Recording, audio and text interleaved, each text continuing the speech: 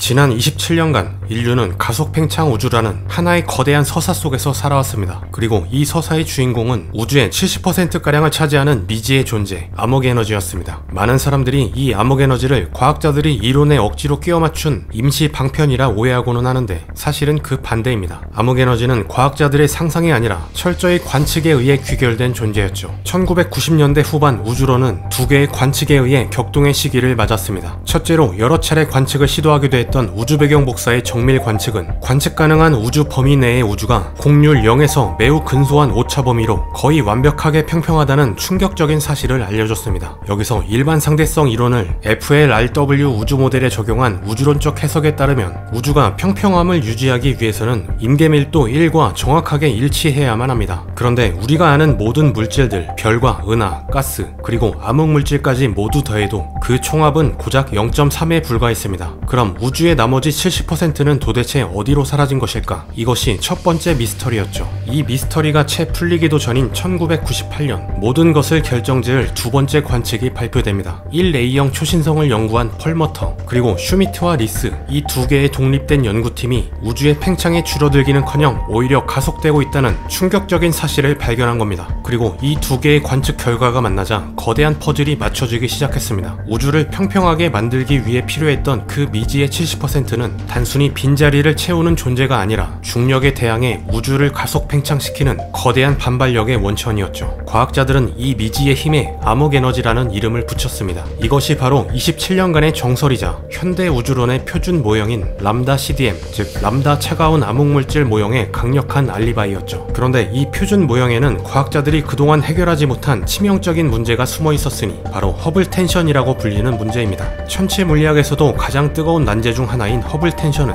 우주가 팽창하는 속도를 계산하는 두 가지의 핵심 방법이 서로 다른 값을 내놓는 심각한 불일치 문제를 말합니다. 첫째, 초기 우주에 비친 우주 배경 복사를 표준 모형에 넣어 계산하면 현재 우주의 팽창률은 초당 약 67.4km/메가파섹이 되어야만 합니다. 메가파섹은 약 326만 광년이며 이는 우주가 팽창으로 326만 광년 멀어질 때마다 팽창하는 속도가 초속 67.4km씩 빨라진다는 뜻이죠. 둘째, 1A형 초신성 같은 표준 촉광을 활용하는 방법으로 우주의 팽창 속도를 측정하면 현재 우주의 팽창률은 초당 약 73에서 74km/메가파섹이라는 값이 나옵니다. 67.4 대 73. 이 차이는 단순하게 측정 오차라고 보기에는 매우 극심한 차이로 통계적으로 볼 때 4에서 6 시그마에 달하는 심각한 불일치입니다. 우주는 동시에 두 개의 속도로 팽창할 수 없으므로 이 같은 불일치는 셋 중 하나를 의미했습니다. 우주 배경 복사의 관측이 틀렸거나 1A형 초신성 관측이 틀렸거나 혹은 두 관측을 연결하는 표준 모형 람다 CDM 자체가 근본적으로 잘못되었거나죠.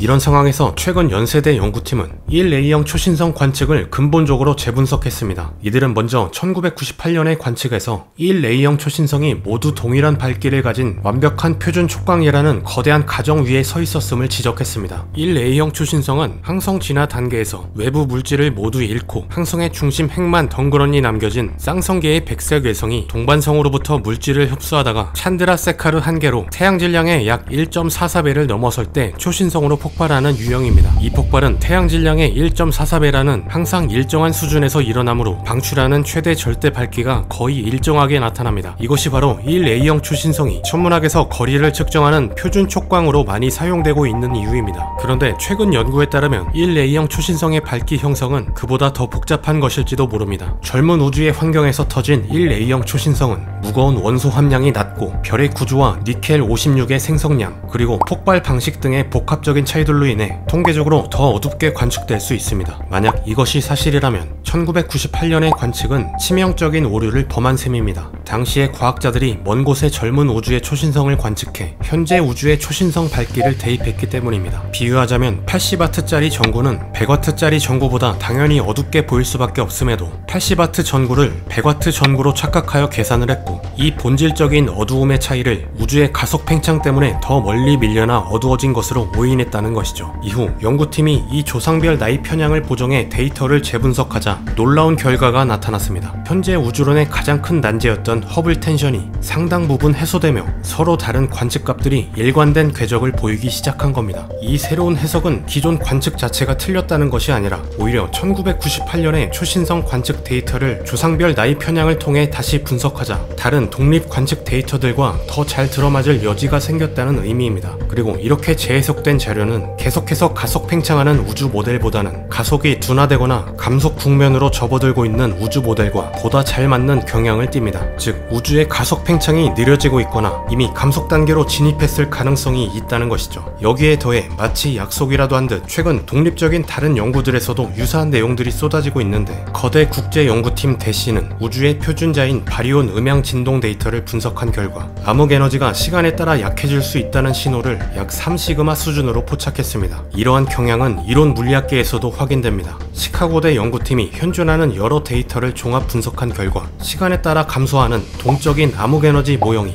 기존의 암흑에너지 모형보다 더 잘 들어맞는다는 결론이 제시되기도 했죠. 정리해보면 연세대 연구팀에서 표준 촉광 초신성 자료는 나이 편향 고정 후 우주의 가속 팽창이 반드시 필요하지 않다는 신호를 보이기 시작했고 대시의 연구에서는 표준자 바리온 음향 진동이 다른 주요 데이터들과 결합하자 암흑에너지의 변화 가능성이 나타났으며 시카고대의 연구에서는 여러 주요 관측 데이터를 종합한 계산에 따르면 감소하는 암흑에너지 모형이 계속해서 가속 팽창하는 모형보다 더 적합하다고 제안합니다. 결국 이런 연구들은 하나의 가능성을 제시합니다. 우리가 그동안 고정된 상수로만 여겨왔던 암흑에너지는 불변의 힘이 아닐 가능성이 있으며 그 힘이 시간의 지남에 따라 점차 약해지고 있는 중일 수 있다는 것이죠. 이 관점에 따르면 지금의 우주는 가속 팽창의 끝자락이거나 혹은 이미 감속 팽창의 문턱에 들어선 것일지도 모릅니다. 이처럼 진화하는 암흑에너지 모형 내에서 팽창이 점점 멈추고 감속이 시작된다는 것은 곧 암흑에너지의 밀도가 서서히 감소해 왔다는 의미가 됩니다. 팽창하는 우주 전체에서는 전역적인 에너지 보존 법칙이 일반 상대성 이론 안에서 반드시 성립하지 않으므로 암흑에너지의 총량이 줄어드는 것은 물리적으로 볼 때 모순이 아닙니다. 실제로 우주가 팽창할수록 새로운 암흑에너지가 계속 생성되어 우주의 총 에너지가 증가한다는 람다 CDM 그림보다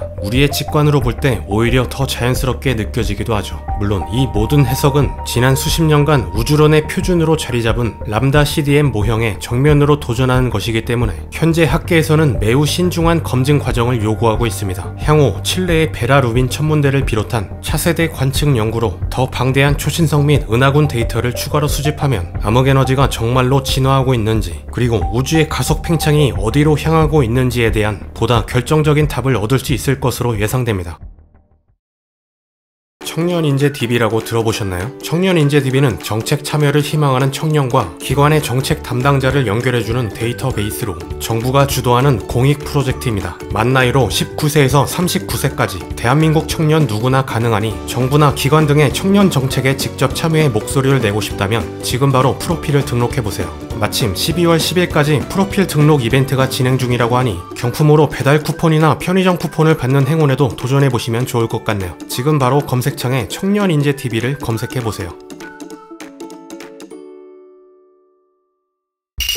만약 이같이 진화하는 암흑에너지 가설이 향후 더 정확한 관측으로 확증된다면 우리가 그리는 우주의 미래 또한 지금과 전혀 달라질 수 있습니다. 지금까지는 우주의 가속 팽창이 영원히 계속돼 모든 천체들이 서로 멀어지고 결국 온 우주가 극저온의 암흑 상태로 향하는 빅프리즈 시나리오가 가장 유력한 운명으로 여겨져 왔습니다. 그러나 우주가 가속 팽창을 멈추고 있다면 가속에서 비가속으로 그리고 감속으로 이어지는 우주적인 전환이 일어날 가능성이 열리게 됩니다. 즉 우주의 운명은 빅프리즈가 아니라 빅크런치 시나리오가 될 수도 있는 것이죠. 만약 빅크런치가 현실이 된다면 우주의 팽창이 멈추는 정점을 지난 후 모든 은하가 서로를 향해 돌진하기 시작할 것이고 시공간 자체가 수축하며 온 우주의 온도와 밀도는 다시 무한대를 향해 치솟게 됩니다. 결국 우주에 존재하는 모든 물질은 하나의 특이점으로 붕괴하며 타버리는 뜨거운 종말을 맞게 되는 것이죠. 아직 그 시기를 정확하게 예측할 수는 없겠지만 암흑에너지의 상태에 따라 수백억 년 혹은 그 이상의 수천억 년 후가 될 수도 있습니다. 물론 우리가 그 정도의 먼 미래를 직접 겪을 리는 없죠. 그러나 우리의 머나먼 후손들이 그때까지 존재한다면 수조 년에 걸쳐 일어날 빅프리즈 시나리오와 비교해서 상대적으로 생존할 수 있는 시간이 극히 짧아지는 빅크런치 우주에서 살아남기 위해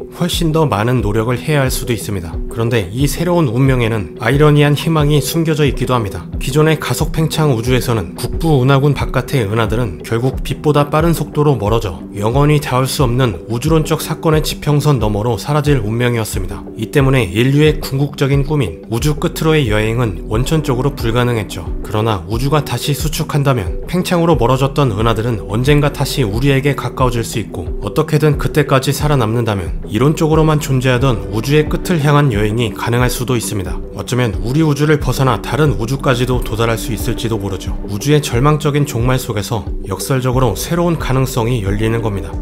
자, 우리는 지금 27년간 믿어온 우주의 운명에 대한 거대한 서사가 다시 쓰일지도 모르는 역사적인 전환점 앞에 서 있는 것일지도 모릅니다. 애초부터 가속 팽창은 아주 미세하게 느려지고 있었는데 우리가 그동안 알지 못했던 것일까요? 아니면 우주 팽창이 가속에서 감속으로 전환되는 이 거대한 변곡점에 하필 지금 우리가 존재하며 이 순간을 목격하고 있는 것일까요? 후자라면 우주는 무한에 가까운 시간 동안 단 한 번 가속에서 감속으로 전환될 뿐인데 우리가 바로 그 유니크한 우주의 역사적 터닝 포인트를 때마침 목격하고 있는 것일지도 모릅니다. 또한 암흑에너지가 시공간 속에서 변화하며 진화한다면 우리가 앞으로 겪을 우주의 이야기는 더욱 풍성해질 수 있습니다. 우리의 시공간과 존재론적 의미 또한 이 변화에 맞춰 계속해서 변하게 될 것이기 때문이죠. 과연 수십 년간 이어져온 우주론의 정설과 우주의 미래가 다시 쓰여질 수 있을까요? 이 역사적인 논쟁의 결과를 천천히 지켜보는 것도 재미있을 것 같네요.